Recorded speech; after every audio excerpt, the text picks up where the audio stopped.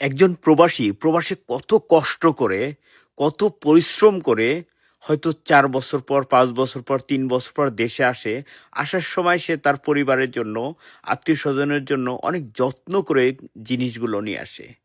দেখেন, এই লোকটা, আমি এই লোকটার কথা বলব না। হয়তো এই লোকটা উপরের কোনো মানে কারো নির্দেশে এরকম করতেছে। কিন্তু এই যে জিনিসগুলো যে সে ব্র্যান্ড নিউ জিনিস সে দেখেন কিভাবে কেটে সে চেক করে, এই অধিকারটাও একে কে দিছে? বা এই এয়ারপোর্টের যারা সংশ্লিষ্ট আছে তাদেরকে এই অধিকার, মানে তারা এই অধিকার কিভাবে পাইছে, কোথা থেকে? পৃথিবীর কোনো দেশের এয়ারপোর্টে আপনি এই ধরনের দৃশ্য পাবেন না, নেভার, নেভার। কিন্তু মানে বাংলাদেশে কি হচ্ছে, কিভাবে সম্ভব যে আমি অনেক যত্ন করে কিছু জিনিস নিয়ে যাব, সেটা তারা এইভাবে চাকু দিয়ে কেটে কেটে খুলে খুলে দেখবে?